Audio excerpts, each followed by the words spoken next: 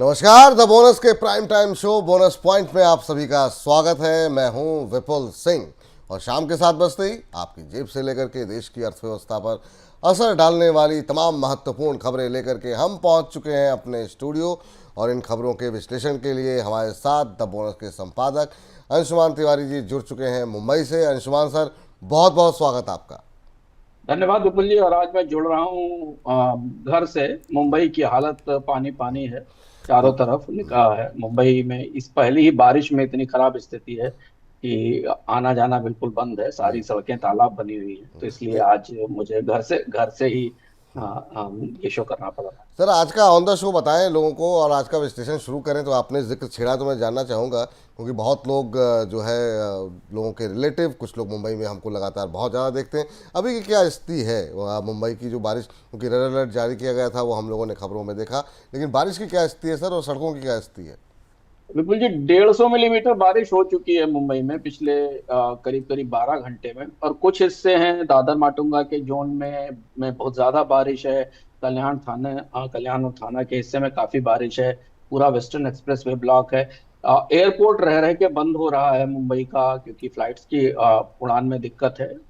लगभग सारी मुंबई, आप सारे सबर्ब्स में मुंबई के सड़कों पर पानी भरा भरा हुआ है। कुछ ही हिस्सों में ट्रैफिक दिखाई दे रहा है। तो काफी जटिल स्थिति। और दूसरा ये है कि ये स्थिति अगले 2 दिन तक बने रहने की संभावना है, क्योंकि काफी बारिश अभी और बाकी है मुंबई के लिए। तो मुंबई में जो लोग हैं वो तो इस परिस्थिति का सामना कर रहे हैं। मैं भी अभी उसी वैतरणी से निकल के आया हूं, मुंबई की सड़कों से, कि बारिश से। लेकिन जो लोग मुंबई आना चाहते हैं या यात्रा करना चाहते हैं, या उनके लिए सलाह रहेगी कि वो कम से कम इस सप्ताह तो ना ही आए इस शहर की तरफ, क्योंकि अगर जहां आएंगे फिर वहीं फंसने का खतरा है। बिल्कुल। तो अगर आप योजना बना रहे हैं तो कुछ दिन के लिए योजनाओं को अपनी टाल दीजिए।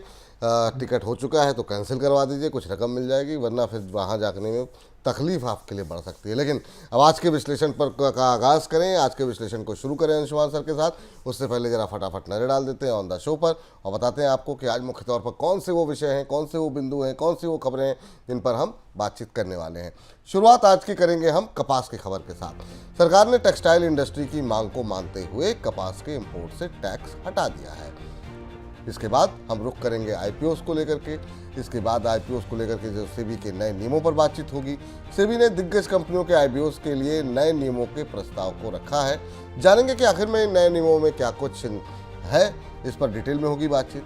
अगली खबर जो आई है वो टेलीकॉम कंपनी वोडाफोन आइडिया से जुड़ी हुई है। ब्रोकरेज फर्म मोतीलाल ओसवाल ने वोडाफोन आइडिया के शेयर में बिकवाली की राय दी है। जानेंगे कि मोतीलाल ओसवाल की रिपोर्ट आखिर में क्या कहती है। इसके बाद बात करेंगे बढ़ती हुई बॉन्ड यील्ड को लेकर के। आर्थिक सुधारों को लेकर के सरकार की घोषणा के बाद बॉन्ड यील्ड में जोरदार बढ़ोतरी देखने को मिल रही है। सोमवार को बॉन्ड यील्ड 10 महीने के उच्चतम स्तर पहुंच 10 महीने की बॉन्ड यील्ड में 14 महीने की सबसे बड़ी बढ़ोतरी देखने को मिली है। साथ ही साथ अंशुमान सर से समझने की कोशिश होगी कि बॉन्ड यील्ड में बढ़ोतरी की आखिर में वजह है क्या। इसके बाद भारत को चीन से मिली राहत से भी बातचीत होगी। चीन ने रेयर अर्थ मैग्नेट्स और फर्टिलाइजर पर लगाई गई पाबंदियों को हटा लिया है और इसके चलते हम देख रहे हैं ऑटो इंसलरी और ऑटो पैक में 2 दिन से, कल से जो है काफ़ी शानदार मूव देखने को मिल रहा है और ये रैली आज भी कंटिन्यू होती हुई दिखाई दी है। क्या कुछ इसके फाइन प्रिंट्स हैं उस पर हम डिटेल में बातचीत करेंगे और आखिर में बात करेंगे अमेरिकी इकॉनमी से आ रहे आंकड़ों को लेकर के। इन आंकड़ों से लग रहा है कि अमेरिका में महंगाई वाली मंदी का खतरा बढ़ रहा है। तो बने रहिए लगातार हमारे साथ। लेकिन शुरुआत करेंगे कार्यक्रम की टेक्सटाइल इंडस्ट्री से जुड़ी हुई खबर के साथ। टेक्सटाइल इंडस्ट्री की मांग को देखते हुए सरकार ने कपास पर 11% इंपोर्ट ड्यूटी को सितंबर तक के लिए हटा लिया है। इंपोर्ट ड्यूटी हटाने के इस आदेश को तुरंत प्रभाव से लागू किया गया है। अमेरिकी टैरिफ की मार को देखते हुए टेक्सटाइल इंडस्ट्री ने सरकार से कपास पर इंपोर्ट ड्यूटी हटाने की मांग की थी। सर, सरकार ने इंपोर्ट पर टैक्स सितंबर तक ही आखिर में क्यों हटाया? क्या आगे चल करके क्या इसमें कुछ परिवर्तन हो सकता है और क्या इस फैसले में अमेरिका का प्रभाव भी आपको दिखाई दे रहा है? हाँ विपुल जी, कपास की इस गांठ में बहुत सारे रहस्य छिपे हुए हैं। भारत और अमेरिका के बीच रिश्तों के भी, और भारत सरकार के लिए जोखिम के भी। इसे समझना जरूरी। फैसला देखने में ऐसा लगता है कि कुछ महीने के लिए ड्यूटी हटाई गई है। पहली चीज तो ये कि भारत में कपास की कीमतें पहले ही टूटी हुई हैं। ऐसी स्थिति में कपास का अभी इंपोर्ट करना किसानों की दृष्टि से नुकसानदेह है। उनके लिए अच्छा नहीं है। और अगर ये ड्यूटी सितंबर के बाद तक जारी रहती है तो निश्चित तौर पर किसानों पर बड़ा असर होगा, क्योंकि तब तक हमें खरीफ की नई कपास बाजार में आते हुए दिखाई दे जाएगी। इसके बाद भी भारत ने ऐसा इसलिए क्यों किया, क्योंकि माना जा रहा है कि सरकार अपनी तरफ से अमेरिका को थोड़ा लुभाने के लिए, समझाने के लिए कुछ कोशिश कर रही है, और उसने कपास के बाजार को उदार करने की तैयारी की है। और इसलिए ड्यूटी ट्रायल के तौर पर बढ़ा घट हटाई गई है, क्योंकि अगस्त सितंबर के महीनों में अगर अमेरिका की तरफ से कोई अच्छी प्रतिक्रिया आती है तो फिर इस पर विचार किया जाएगा। कपास ही क्यों, क्योंकि यूएस चाहता है कि उसे भारत का कॉटन मार्केट मिले और भारत में कपास का आयात शुरू हो सके, अमेरिका के कपास की। पिछले ट्रम्प के पिछले दौर में चीन और अमेरिका के जब रिश्ते खराब हुए थे तो कपास का निर्यात चीन को रुक गया था। नहीं तो चीन कॉटन का एक बड़ा इंपोर्टर था, अमेरिकी कॉटन का, तो उसकी जगह ब्राजील की कॉटन चाइना जाने लगी है। तो डोनाल्ड ट्रंप जब का प्रशासन जब भारत के साथ वार्ताएं कर रहा था तो उसमें भारतीय बाजार में कृषि उत्पादों की बिक्री एक महत्वपूर्ण मुद्दा था। तो सरकार ने अभी फिलहाल इसे इसलिए किया है। दूसरा यह है कि इसका बड़ा फायदा कॉटन एक्सपोर्टर्स को मिलेगा, इसकी संभावना कम दिखाई देती, क्योंकि कीमतें वैसे भी कम है और ज्यादा इसे कम हो जाएंगी। तो कोशिश केवल यही है कि नई फसल आने तक देख लिया जाए कि क्या इस कदम से ट्रंप को रिझाया जा सकता है, और अगर नहीं है तो सरकार सितंबर के बाद वापस इंपोर्ट ड्यूटी लगा देगी। जी। इस बीच सरकार की तरफ से स्पष्ट किया गया है कि यूपीआई के जरिए होने वाले लेन देन पर किसी तरह का शुल्क नहीं लगेगा। सोमवार को वित्त मंत्रालय की तरफ से संसद में दी गई जानकारी के मुताबिक फिलहाल यूपीआई पर ट्रांजैक्शन शुल्क का कोई भी प्रस्ताव नहीं है। Reserve bank governor Sanjay Malhotra ने कुछ दिन पहले यूपीआई ट्रांजैक्शन को लेकर कहा था कि इन ट्रांजैक्शन के हमेशा फ्री रहने की संभावना नहीं है।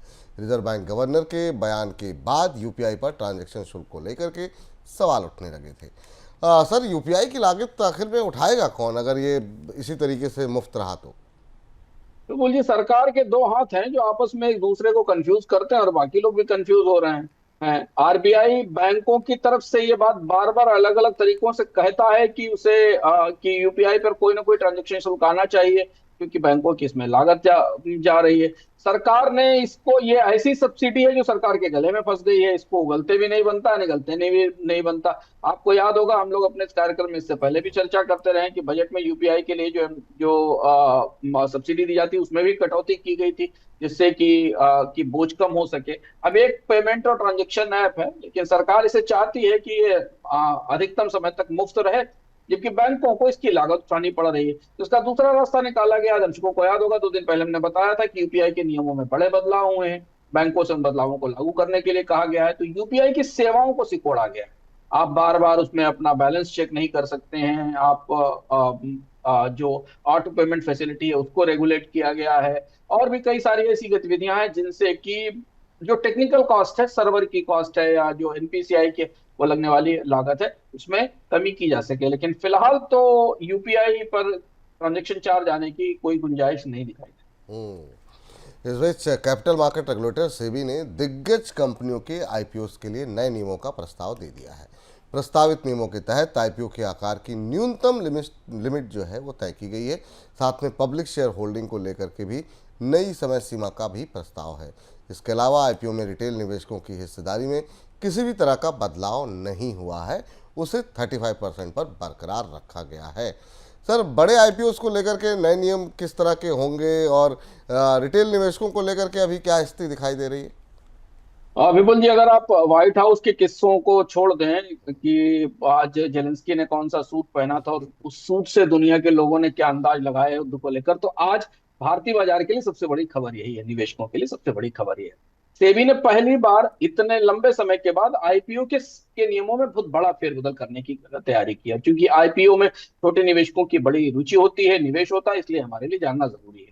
तो कई महत्वपूर्ण प्रावधान हैं जो आईपीओ के को लेकर सेबी के ड्राफ्ट पेपर में आए हैं, जो चर्चा के लिए रखा गया। सितंबर के मध्य तक इस पर जवाब आएंगे। पहली चीज तो ये कि जो बड़े आईपीओ होंगे, पहली बार सेबी इस तरीके का पैमाना लागू कर रही है। दिलचस्प देखना है कि जो बड़े आईपीओ होंगे उन्हें कम इक्विटी डाइल्यूट करनी पड़ेगी। यानी जो 5 लाख करोड़ रुपए से ज्यादा के मार्केट कैप वाली कंपनियां हैं और उनके आईपीओ का न्यूनतम आकार 15,000 करोड़ रुपए के आसपास है, उन्हें कम से कम 1% शेयर की बिक्री करनी पड़ेगी। यानी उनके लिए बहुत सीमित शेयर वो जारी कर सकती है। 1 से 5 लाख करोड़ रुपए के मार्केट कैप वाली कंपनियों को मार्केट वैल्यू का केवल 2.75% शेयर डाइल्यूट करने होंगे, जबकि 50,000 करोड़ से 1 लाख करोड़ तक के मार्केट कैप वाली कंपनियों को लगभग 8% शेयर बिक्री करनी पड़ेगी। यहाँ आपको ध्यान देना जरूरी यह है निवेशकों के लिए कि सेबी ने मार्केट कैपिटलाइजेशन और आईपीओ के आकार को बेंचमार्क कर दिया है इक्विटी के डाइल्यूशन से, और ये बड़ा डिपार्चर है सेबी की पुरानी नीति के हिसाब से, जिसमें सेबी का कहना था कि एक ठीक ठाक हिस्सेदारी पब्लिक को डाइल्यूट की जानी चाहिए कंपनियों के तौर पर। अब ये ऐसा इसलिए है क्योंकि बड़े आईपीओ आसानी से हो सके। तो अब पब्लिक शेयर होल्डिंग के लिए जो नियम था 25% पहुंचने वाला, 50,000 करोड़ रुपए से ज्यादा की मार्केट कैप वाली कंपनियों को 25% पब्लिक शेयर होल्डिंग पहुंचने के लिए 3 साल तक का समय दिया जाता था, उसे भी बढ़ाकर 5 साल कर दिया गया है। ये सरकार के दबाव पर किया गया क्योंकि तमाम सरकारी कंपनियां अभी इस सीमा तक नहीं पहुंच पाई और लगातार उनको सेबी को अलग से मंजूरी देकर स्पेशल केस में ट्रीट करना पड़ रहा है। 1 लाख करोड़ रुपए से ज्यादा की मार्केट कैप वाली कंपनियां अगर लिस्टिंग के समय शेयर होल्डिंग 15% से कम है तो 15% तक पहुंचने के लिए 5 साल का और 25% तक पहुंचने के लिए 10 साल का समय। अब जैसे करीब से समझिए कि इस पूरी व्यवस्था को कि अब कंपनियां बहुत कम इक्विटी बाजार में देने की छूट पा रही हैं सेबी से, जबकि वो पहले उनको एक बड़ा हिस्सा कंपनियों को बाजार में देना होगा। रिटेल निवेशकों के लिए 35% का कोटा बरकरार रखा गया है। हम लोगों ने चर्चा भी की थी विपुल जिस मामले पे कि सेबी रिटेल निवेशकों का हिस्सा 35% से घटा के 25% करने जा रही थी, लेकिन ऐसा नहीं किया गया। इस प्रस्ताव में रिटेल निवेशकों का हिस्सा वही रखा गया है, लेकिन बड़ी कंपनियों के कम शेयर बाजार में उपलब्ध होंगे, और यह बेहद चतुराई भरा फैसला है बाजार में शेयरों की कीमतों को थोड़ा ऊंचा। हम्म। लेकिन सर आखिर में ये जो फैसले लिए जा रहे हैं इसका ऑब्जेक्टिव क्या है, उद्देश्य क्या दिखाई दे रहा है, और क्या किस तरह का असर आप देख रहे हैं इसका आने वाले दिनों में आईपीओ मार्केट में? देखिए, आईपीओ बाजार में एक बड़ी दुविधा मेगा कंपनियों के साथ ये थी कि बड़ी कंपनियां जो अपने बड़े आकार के आईपीओ लाती थी वो हमेशा इस बात पर उलझन महसूस करती थी कि उन्हें ज्यादा हिस्सा अपनी इक्विटी का लोगों को बांटना पड़ रहा है। तो अब जो मेगा आईपीओ और बड़े आईपीओ आएंगे उन्हें बहुत कम इक्विटी डाइल्यूट करनी पड़ेगी, जबकि आईपीओ का आकार काफी बड़ा होगा, जो सेबी ने अपने इस प्रस्ताव में बेंचमार्क किया है। जो डॉक्यूमेंट में देख रहा हूं, जो 15,000 करोड़ रुपए से आईपीओ के होंगे। जैसे एलआईसी का अगला डाइवेस्टमेंट है, रिलायंस जियो का एक संभावित आईपीओ आ रहा है, एनएसई की लिस्टिंग होने वाली है। ये बाजार में कम इक्विटी डाइल्यूट करेंगी, जिससे कि बाजार में उतार चढ़ाव के समय शेयरों में ज्यादा गिरावट नहीं होगी और बाजार में स्थिरता रहेगी। मुद्दा यह है कि जब कम शेयर होंगे तो वैल्यूएशन अच्छा मिलेगा बाजार में, और ये हमेशा वैल्यूएशन ऊपर रहेगा क्योंकि बाजार में ट्रेडिंग के लिए भी कम शेयर उपलब्ध होंगे। तो कम हिस्सेदारी बेचना, वैल्यूएशन ऊपर रखने का खेल। दूसरी चीज है कि जो बड़ी सरकारी कंपनियां हैं जिनके स्टॉक्स या जिनकी कंपनियों में बहुत ग्रोथ नहीं है, उन्हें भी सरकार अब ये चाहती है कि ज्यादा शेयर बेचने के लिए मजबूर ना किया जाए। तो इन नए नियमों से उन्हें 3 के लिए 5 साल का समय मिल रहा है। रिटेल कोटा बना ही हुआ है। एक और जो सबसे महत्वपूर्ण बात है जो मुझे इसमें समझ में आई कि ये नियम इंडिया को हांगकांग और सिंगापुर जैसे सेंटर्स के पैरेलल खड़ा करते हैं, क्योंकि वहां की बड़ी कंपनियां भारत में लिस्ट इसलिए नहीं होती हैं क्योंकि भारत में 15 से 25% की हिस्सेदारी बेचने की शर्त है बड़ी कंपनियों के लिए, जबकि वो कंपनियां अपनी कम हिस्सेदारी बाजार में बेचना चाहती हैं। इस व्यवस्था से आप अंतरराष्ट्रीय कंपनियों को भी, ग्लोबल कंपनियों को भी भारत में लिस्टिंग के लिए आमंत्रित कर सकते हैं। उनके लिए इस बाजार को थोड़ा ज्यादा प्रोत्साहनपरक बनाया जा सकता है। मेगा आईपीओ बढ़ेंगे, इसका प्रभाव होगा बाजार में, लिस्टिंग होगी कंपनियों की, शेयरों की ज्यादा सप्लाई नहीं होगी तो वॉलेटिलिटी ज्यादा नहीं होगी, वैल्यू बेहतर बनी रहेगी। और दूसरा ये कि बाजार में थोड़ी विविधता आएगी, सरकारी कंपनियां, यूनिकॉर्न्स, ये सब लिस्टिंग होगी। ठीक सर, चलिए आगे बढ़ते हैं और अगली खबर का रुख करेंगे। और टेलीकॉम कंपनी वोडाफोन आइडिया की मुश्किलें कम होने का नाम नहीं ले रही हैं। ब्रोकरेज कंपनी मोतीलाल ओसवाल ने वोडाफोन आइडिया को लेकर के जारी अपनी रिपोर्ट में कंपनी के भीतर कई सारी दिक्कतें बताई हैं और शेयर में बिकवाली की राय दी है। मोतीलाल ओसवाल ने वोडाफोन आइडिया का लक्ष्य 6 रुपये दिया है। कंपनी में सुस्त कैपेक्स ग्रोथ को लेकर के कई सारे सवाल उठाए गए हैं। सर ये रिपोर्ट तो आई 6 रुपये के टारगेट की, लेकिन कल हो और आज 2 दिन में जो वोडाफोन आइडिया के शेयर धारक हैं उन तो ज़्यादा काफ़ी खुश है, अच्छी खासा मोमेंटम बन रहा है। क्यों बढ़ा सर, ये तेज़ी क्यों आ रही है? देखिए बोलिए, वोडाफोन आइडिया बाजार के निवेशकों का सबसे प्री पेनी स्टॉक है, 10 रुपए से कम का स्टॉक है। जब भी कुछ थोड़ा बहुत इधर उधर भी मूव होता है तो बाजार में 25 पैसे 50 पैसे 1 रुपए की बढ़ोतरी हो जाती है। पर कंपनी गहरे संकट में है, समस्या में है। कल नुवामा ने एक अच्छी रिपोर्ट दिया था, ऑब्जर्वेशन दिया था, उसके कारण बाजार में कुछ बढ़ोतरी हुई थी। कुछ वोडाफोन आइडिया ने घोषणाएं की थी जिससे पहले भी होती रही हैं। अगर आप परिस्थिति देखें तो ना तो रेगुलेटरी सिस्टम वोडाफोन को सपोर्ट करता दिख रहा है, ना एजीआर को लेकर कोई बढ़ोतरी होती दिख रही है, और यहाँ तक कि बैंकर्स भी फंड करने को तैयार नहीं है। तो वोडाफोन ने कहा कि वो अपने इंटरनल एक्वेरल से अपनी भीतरी स्रोतों से करेगा, पर भीतर तो पैसा है नहीं, कर्ज तो बहुत ज्यादा है। मोतीलाल ओसवाल ने अपनी रिपोर्ट में यही कहा है कि अगर इक्विटी इन्फ्यूजन भी होता है और नेटवर्क भी बढ़ाने के लिए पैसा मिल जाता है वोडाफोन को अपने आंतरिक स्रोतों से, फिर भी वोडाफोन अपना बाजार गंवाती चली जाएगी, क्योंकि आरपू बहुत कम खराब है, टूटा हुआ है, प्रॉफिटेबिलिटी नहीं है, और आने वाले समय में वोडाफोन को टैरिफ बढ़ाने पड़ेंगे, और टैरिफ बढ़ाते ही जो बड़ा बचा हुआ सब्सक्राइबर बेस है वो भी हाथ से निकल जाएगा। वैसे भी वोडाफोन के पास हाई पेइंग प्रीमियम सब्सक्राइबर है ही नहीं है, और चर्न जब भी हो रहा है सब्सक्राइबर का तो वोडाफोन इसमें सबसे ज्यादा गंवा रही है। तो बिजनेस के हिसाब से, बाजार के भविष्य के हिसाब से वोडाफोन आइडिया में बहुत दम नहीं है। कंपनी की समस्याएं काफी गंभीर हैं। ये बात मोतीलाल ओसवाल की रिपोर्ट में कही गई, और इसीलिए उन्होंने टारगेट प्राइस 6 रुपए दिया है। एक चीज़ सर, जो है बहुत लोग का ये भी मानना है कि चूंकि रिलायंस जियो ने अपने प्राइसेस बढ़ा दिए हैं, और दूसरा इन्होंने जो 1 GB वाला इनका एंट्री वाला प्लान था वो भी उन्होंने बंद कर दिया है, तो उसका भी शायद ये एक पॉजिटिव इम्पैक्ट पड़ा कि अगर वहाँ पे हो सकता है कुछ ग्राहक इधर आ जाए, तो क्या ये भी एक असर हो सकता है सर वोडाफोन की आज की रिकवरी का?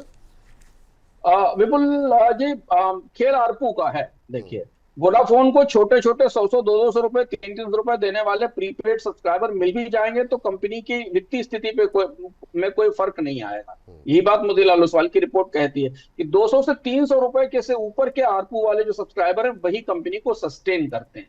तो भले ही अभी कंपनी की सेवा सस्ती दिख रही हो आपको जियो की तुलना में, लेकिन इस प्राइस पर वोडाफोन अपनी सर्विस को सस्टेन नहीं कर सकती। कंपनी को अपने मार्जिन्स बेटर करने के लिए यहां भी कीमतें नीचे से बढ़ानी होंगी, और जैसे ही वो थोड़ी कीमतें बढ़ाएंगे वैसे ही और ज्यादा चर्न शुरू हो जाए। ठीक। और अगर आपको ये समझना है कि खबर क्या नाम है, क्या करना चाहिए वोडाफोन के शेयर में, तो आप बने रहिए बोनस के साथ। शाम को 5 बजे खबरों का खेल देखिए, जिसमें कि जितने ये जो छोटे शेयर हैं, वोडाफोन आइडिया में क्यों तेजी आई, आर पावर जैसे शेयर में क्यों तेजी आ रही है, GMR एयरपोर्ट में आज थोड़ी सी रिकवरी रही, इन तमाम चीज़ों को लेकर शाम को 5 बजे हमने अपना सेगमेंट अपलोड किया है, उसको आप देख सकते हैं। इस बीच प्रधानमंत्री मोदी के 15 अगस्त के भाषण में नए आर्थिक सुधारों के बाद सरकारी बॉन्ड की यील्ड में तेज बढ़ोतरी देखने को मिल रही है। सोमवार को 10 साल के बॉन्ड की यील्ड में सीधे 10 बेसिस पॉइंट की बढ़ोतरी हुई, जो कि 14 महीनों में हुई एक दिन की सबसे बड़ी बढ़ोतरी है। 10 साल की बॉन्ड यील्ड बढ़ करके 6.5% हो गई, जो कि रेपो रेट से 1% ज़्यादा है। सर, ये जो बॉन्ड यील्ड में तेजी आई, क्या बड़ी रीज़न क्या आप देख रहे हैं सर इसके?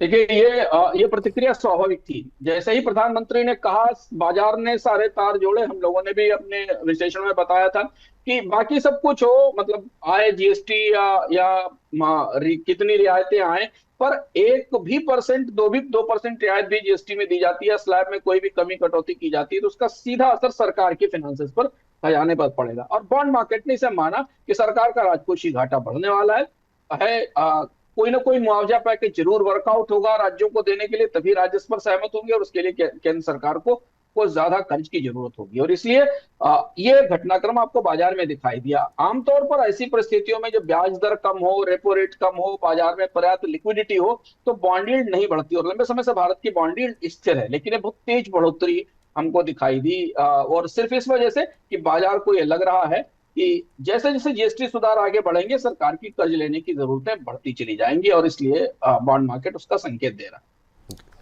इस बीच भारत और चीन के रिश्तों में हो रहे सुधार को देखते हुए चीन ने भारत को रेयर अर्थ मैग्नेट्स, फर्टिलाइजर और भारी मशीनों के निर्यात पर लगाई पाबंदियों को हटा लिया है। चीन के विदेश मंत्री की भारत यात्रा के दौरान चीन ने भारत को इन पाबंदियों को हटाने की बात कही। पिछले महीने जब भारतीय विदेश मंत्री चीन यात्रा पर गए थे तो भारत ने चीन से ये मांग की थी। सर, ये भारत को लेकर के चीन इतना उदार होता हुआ क्यों दिखाई दे रहा है, और क्या भारत की तरफ से चीन को, क्या आपको लगता है कि दिया जाएगा? अरे विपुल भाई, बड़ी मेहनत करनी पड़ी भारत सरकार को चीन से इतनी उदारता के लिए। पिछले 2 महीने 2.5 महीने हो गए चीन के पीछे पीछे घूमते हुए, कंपनियां, मंत्री सब पीछे पीछे लगे थे, तब जाकर चीन ने भारत की ऑटोमोबाइल इंडस्ट्री को रेयर अर्थ मैग्नेट देने की तैयारी की, और उसका असर आज में स्टॉक मार्केट में दिखाई भी दिया है। 3 बड़ी चीजें चीन ने सख्ती से के तौर पर भारत में निर्यात के लिए रोक रखी थी। एक तो जो अर्थ मूविंग इक्विपमेंट थे, हैवी मशीनरी थी, वो नहीं आ पा रही थी, जिसका असर कंस्ट्रक्शन पर पड़ रहा था, खासतौर से जो टनल बोरिंग मशीन थी। थी, तो उसके कारण भारत में कंस्ट्रक्शन रुका हुआ था। दूसरा रेयर अर्थ मैग्नेट थे, जो आप सबको पता है, ऑटोमोबाइल कंपनियों को और इलेक्ट्रॉनिक्स को जरूरत थी, और स्पेशलिटी फर्टिलाइजर। इन तीन चीजों में चीन ने अपनी ताकत, जो उसकी ताकत है और जो बाजार पर उसका नियंत्रण है, उसका इस्तेमाल किया भारत को रोकने के लिए। अब जबकि परिस्थिति ये है कि बात दुनिया में पाले खिंच चुके हैं, हालांकि चीन अमेरिका से अपनी व्यापारिक दोस्ती बढ़ा रहा है, सहमति बना रहा है, पर उसे स्पष्ट रूप से दिख रहा है कि भारत अब और अमेरिका के बीच में रिश्ते, तनाव और खिंचाव ज्यादा बढ़ चुका है, इस स्थिति तक कि अब समझौता और संधि होने की गुंजाइश कम दिखती है।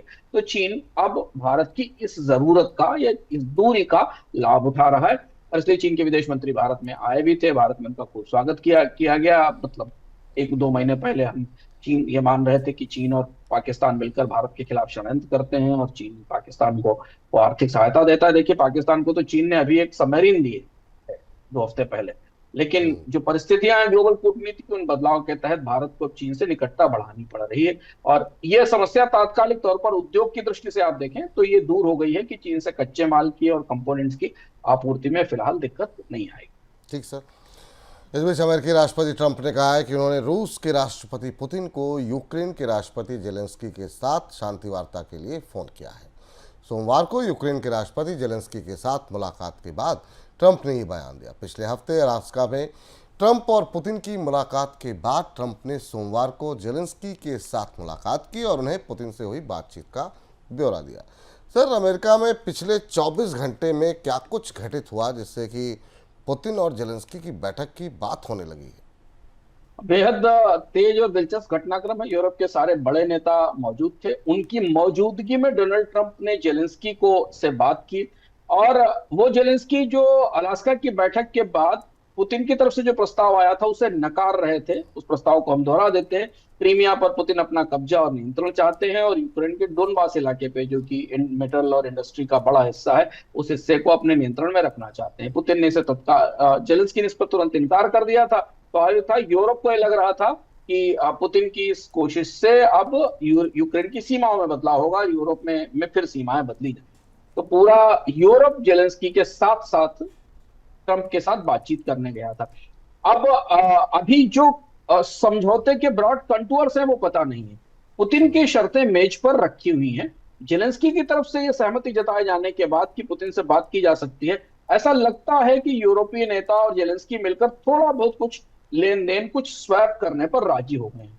और उसके बाद डोनाल्ड ट्रंप ने कहा कि पुतिन से और जेलेंस्की की बातचीत होगी। हालांकि क्रेमलिन से अभी हमारे पास ऐसी कोई सूचना या ऐसा कुछ आधिकारिक बयान नहीं आया है कि वो पुतिन और जेलेंस्की से के बीच में कोई बातचीत हो सकती है। लेकिन हाँ, यह है कि यूरोप के नेताओं का जो विरोध हमें जाते हुए दिख रहा था वो थोड़ा जरूर कम हुआ है। यूरोप के नेताओं ने कुछ ना कुछ एक शांति का समझौता या फार्मूला विकसित हुआ है जिस पे ट्रंप भी सहमत हैं और शायद जेलेंस्की भी सहमत हैं। तो इसलिए अगर ये बातचीत अगले कुछ दिनों में, हफ्तों में होती है और पुतिन की अगर सकारात्मक प्रक्रिया आती है, तो आप मान सकते हैं कि रूस यूक्रेन युद्ध जो चल रहा है उसे खत्म करने की संभावनाएं बन जाएंगी।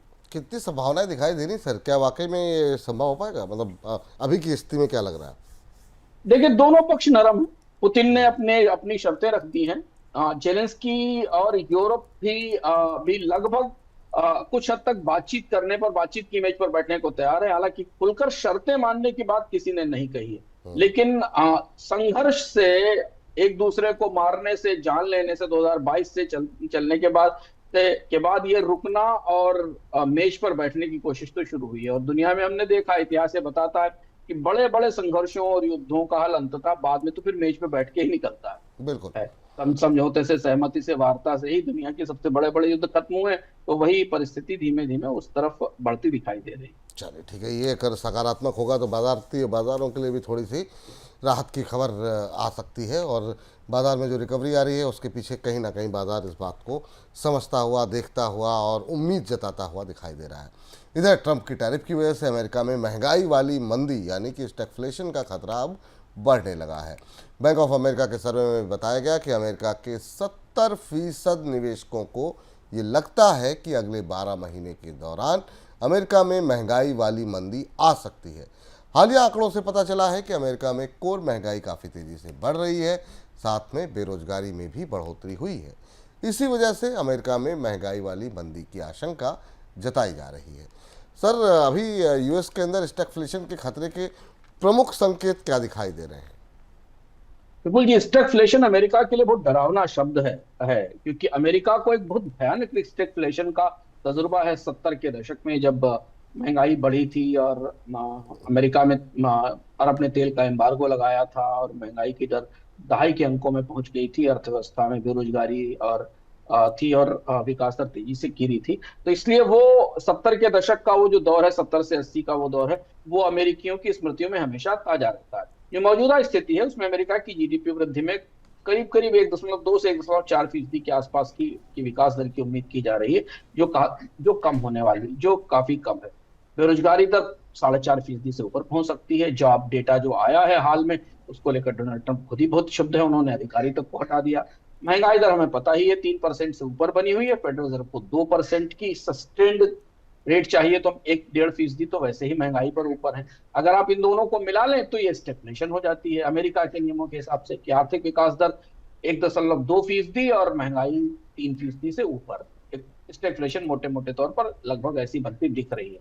क्या ट्रंप की नीतियों के कारण इंपोर्ट पे टैरिफ बढ़ गए हैं, जो जिनका असर हमें आने वाले महीनों में दिखाई देगा? सप्लाई चेन टूटेंगी, इंपोर्टेड सामान महंगा होगा, कंपनियां जो लागत बढ़ा रही हैं वो कंज्यूमर्स को बांट रही हैं। इस वजह से महंगाई और बढ़ने की संभावना है। डोनाल्ड ट्रंप ने जो प्रवासियों पे प्रतिबंध लगाए हैं, उससे जो कर्मचारी थे, मजदूर थे, उनको बाहर भगाया गया है। तो इसके बाद अमेरिका में वेजेस बढ़ रहे हैं, कंपनियों को वेजेस बढ़ाने पड़ रहे हैं क्योंकि उनके पास लेबर नहीं है, और जबकि मांग बाजार में कमजोर है। तो ये परिस्थिति हमें इस समय बनती दिखाई दे रही है, और इसके बीच में फेडरल रिजर्व बुरी तरह फंस गई। तो वही अगला सवाल भी वही है सर कि सबसे बड़ी उलझन जो है फेड रिजर्व के लिए अब क्या है? क्या आप रेट कट की तरफ बढ़ना मजबूरी है? आपको क्या लग रहा है अभी फेड रिजर्व क्या कदम उठा सकता है? देखिए बिल्कुल, जी, महंगाई के माध्यम से के नजरिए से अगर आप देखें तो फेडरल रिजर्व के लिए ब्याज दरों में कटौती मुश्किल होगी। जैसा मैंने कहा कि इस तरीके की स्टेगफ्लेशन का एक एक दौर रहा 70 के दशक में, और अमेरिका को उस संकट से उबारने वाले जो फेडरल रिजर्व के गवर्नर थे वो पॉल वॉलकर थे। और वॉलकर की जो इकोनॉमिक्स है, जो मॉनेटरी इकोनॉमिक्स है, वो अक्सर फेडरल रिजर्व के जो चेयरमैन हैं, गवर्नर्स हैं, उनके उनकी आदर्श इकोनॉमिक्स रहती है। फेडरल रिजर्व ने ब्याज दरों को 4.25 4.50 पे अभी तक स्थिर रखा है। महंगाई नियंत्रित करने में उसे दिक्कत हो रही है और महंगाई लगातार बढ़ रही है, इसलिए संतुलन ज्यादा मुश्किल है। अ, बाजार ये मान रहा है कि साल के अंत तक फेडरल रिजर्व 2 बार ब्याज दरों में कटौती करेगा, लेकिन यहाँ बिल्कुल उल्टी चीज है कि ब्याज दरें बढ़ने की संभावना है, क्योंकि महंगाई अगर और ज्यादा बढ़ती है, जिसके संकेत हैं, तो ऐसा होगा। और फेडरल रिजर्व ब्याज दरों में कोई कटौती तभी कर सकता है जब 2% का महंगाई लक्ष्य हासिल हो जाए। तो ये बड़ी दुविधा है। और चूंकि कंपनियां निवेश में और नई भर्ती में कटौती कर रही हैं, कंज्यूमर कॉन्फिडेंस सबसे सबसे निचले स्तर पर है, खर्च घट रहा है और बेरोजगारी बढ़ रही है, तो स्वाभाविक रूप से फेडरल रिजर्व का जो दूसरा हिस्सा है वो उसे इस बात के लिए प्रेरित करेगा कि अर्थव्यवस्था में मनी सप्लाई बढ़ाई जाए, कर्ज सस्ता किया जाए, जिससे कि लोग निवेश करना शुरू कर सकें। तो यही स्टैगफ्लेशन की समस्या है, क्योंकि आप इन्फ्लेशन को और स्टैग्नेशन को अलग अलग मैनेज कर सकते हैं। कि मंदी आ रही हो, सुस्ती आ रही हो, तो आप बाजार में सस्ता खर्च कर सकते हैं, महंगाई आ रही हो तो आप बाजार से पूंजी वापस खींच सकते हैं। पर ये दोनों जब आ जाते हैं तो ये बड़ा जहरीली जोड़ी है जो जिसको जिसको तोड़ पाना बड़ा मुश्किल होता है। इसीलिए हमने आपसे शुरुआत में कहा कि स्टैगफ्लेशन शब्द अमेरिका की अर्थव्यवस्था में बड़ा बड़ा ड्रेडेड है, बड़ा बड़ा डर कर इस शब्द को देखा जाता है। बिल्कुल सर। लेकिन सर मौजूदा जो संकेत दिखाई दे रहे हैं, और ये अगर हम ये मान के चलें कि स्टैगफ्लेशन की स्थिति जो है वो यूएस में देखने को मिलती है, उसका असर आप दुनिया भर के बाज़ारों पर किस तरीके से देख रहे हैं? देखिए, गोल्ड के प्राइसेस को आप देख लीजिए। फिर से हमने गोल्ड में अच्छी रिकवरी देखी, गोल्ड के प्राइस मजबूत बने हुए हैं। बल्कि आज सुबह से पूरी अमेरिका के बाजारों में खबर थी कि गोल्ड की नई परचेज अमेरिका में शुरू हो रही है। स्टैगफ्लेशन के बाद लोग सोने पर ही निवेश करते हैं, सोना वैसे ही रिकॉर्ड ऊंचाई के ऊपर है। इसके अलावा अमेरिका में एक बॉन्ड है जो कि इन्फ्लेशन प्रोटेक्शन बॉन्ड कहा जाता है। उसमें लोगों ने निवेश करना शुरू कर दिया है, क्योंकि अमेरिका का वो बॉन्ड आपको महंगाई से अपने रिटर्न के जरिए महंगाई से प्रोटेक्ट करता है। और इसमें लोग इसलिए निवेश करना शुरू कर रहे हैं क्योंकि उनको लग रहा है कि महंगाई आने वाली है। दूसरा ये कि जो दुनिया के तमाम देश हैं अमेरिका को निर्यात करने वाले, वो देश अब और ज्यादा मुद्राओं को प्रतिस्पर्धी बनाने की कोशिश करेंगे ताकि उनको बाजार में बड़ा हिस्सा मिल सके। और टैरिफ में जो बदलाव या बिखराव पूरी दुनिया में हो रहा है, उसका असर अंततः तो अमेरिका की अर्थव्यवस्था पर ही जाएगा। तो अगर स्टैगफ्लेशन आता है तो अमेरिकी बाजार में मांग और कम हो सकती है महंगाई बढ़ने के कारण, जिसका असर हमें फिर दुनिया में कई हिस्सों में मंदी या सुस्ती के तौर पर दिखाई देगा। यही इसीलिए अमेरिका की स्टैगफ्लेशन दुनिया के लिए भी चिंता का विषय होती है, क्योंकि अगर महंगाई बढ़ी, मांग कम हुई, खपत कम हुई, तो फिर जो एक तो टैरिफ उसने पहले ही मार दिया डिमांड को काफी हद तक, और उसके बाद ये महंगाई जो है वो डिमांड को अमेरिकी बाजार में और ज्यादा कम करेगी। इसीलिए 70% निवेशक जिन्होंने जो आपने बताया 70% इन्वेस्टर स्टैगफ्लेशन की संभावना जता रहे हैं। लेकिन मार्केट थोड़ा ऊपर है, मार्केट को लग रहा है कि अभी रैली का समय है, जोखिम को समझने में थोड़ा समय लग रहा है। लेकिन अगर स्टैगफ्लेशन के आंकड़े, अगले आंकड़े और अगले महीने के आंकड़े ऐसे आए जिनमें कि महंगाई बढ़ती दिखाई देगी, तो फिर बाजारों पर इसकी प्रतिक्रिया दिखाई देगी। जी। अब सर, सबकी निगाहें जो लगी हुई हैं वो लगी हुई हैं जैक्सन होल इवेंट में, जो स्पीच है जेरोम पावेल की, उसके ऊपर क्या कुछ एक्सपेक्टेशन है, क्या कह सकते हैं जेरोम पावेल यहाँ पर? बड़ा इवेंट होता है बिल्कुल जैक्सन होल की स्पीच अमेरिका की मॉनेटरी पॉलिसी के लिए, जहां पर फेडरल रिजर्व के गवर्नर जाते हैं और ऐसा कहा जाता है कि वो अपना माइंड, अपनी अंडरस्टैंडिंग ओपन करते हैं। बेहद संवेदनशील स्थिति है। Donald Trump almost Jerome Powell को भगाने की, हटाने की पूरी तैयारी कर चुके हैं। तो पहली चीज तो लोग ये जानना चाहेंगे कि क्या जेरोम पावेल जैक्सन होल के मंच से ट्रंप को कोई जवाब देंगे, क्योंकि आज तक उन्होंने कोई खुला जवाब नहीं दिया। जो भी वो संवाद करते हैं वो एक संयत ऑफिसर या एक संयत इकोनॉमिस्ट जैसे काम करता है। वो मॉनेटरी पॉलिसी कमेटी के भीतर जो प्रस्ताव तय होते हैं या जो उनकी स्पीच होती है उसके जरिए करते हैं। उसके बाद एक ही फोरम है पूरे साल भर में जहां वो खुलकर बोल सकते हैं। तो डोनाल्ड ट्रंप के साथ अपने रिश्तों को लेकर क्या वो बोलेंगे, इस पर एक महत्वपूर्ण निगाह, इवन व्हाइट हाउस की निगाह भी जैक्सन होल की स्पीच पर, ऐसा लोग बता रहे हैं जिनसे हमारी बात हो रही थी। दूसरी चीज है कि यहां से हमें यह पता चलेगा कि क्या अमेरिका में स्टैगफ्लेशन का खतरा है कि नहीं। फेडरल रिजर्व इस परिस्थिति को कैसे पढ़ रहा है। अगर स्टैगफ्लेशन का खतरे की तरफ संकेत देते हैं जैक्सन होल में जेरोम पावेल, तो उसका फिर बड़ा असर, बड़ी प्रतिक्रिया हमें बाजार पर दिखाई देगी। और अगर वो इस थीसिस को मान लेते हैं कि अमेरिका में मंदी की संभावना है और उसको कम करने के लिए, रोकने के लिए ब्याज दरों में कमी की जरूरत है, तो बाजार के लिए तो फिर इससे अच्छी कोई खबर नहीं है। तो उनकी जो टिप्पणी, उनकी जो कमेंट्री होगी, वो अमेरिका के हाल फिलहाल के दिनों में टैरिफ की घोषणा के बाद सबसे महत्वपूर्ण टिप्पणी होने वाली है अमेरिका की मॉनेटरी पॉलिसी को लेकर। इसीलिए जैक्सन होल के इवेंट पर सबकी निगाहें गोल्ड, बॉन्ड, ट्रेजरी, क्रिप्टो, सब उसमें से अपने अपने मतलब की चीज निकालने की कोशिश करेंगे। बिल्कुल। चलिए, तो अब देखते हैं क्या बोलते हैं, क्या होता है, उस सब पे निगाहें हमारी रहेंगी और जैसे कुछ अपडेट आती है आपको हम तुरंत सूचित करेंगे। सर, बहुत बहुत शुक्रिया, बहुत बहुत धन्यवाद आपका आज की इस चर्चा में जुड़ने के लिए और इन तमाम खबरों का विश्लेषण करने के लिए। बहुत बहुत धन्यवाद। तो आज के कार्यक्रम को यहीं पर अब समाप्त करते हैं। आप लगातार बने रहिए बोनस के साथ और जो भी आपके सुझाव टिप्पणियां हैं हमें भेजते रहिए। मुझको फिलहाल के लिए इजाज़त दीजिए। नमस्कार।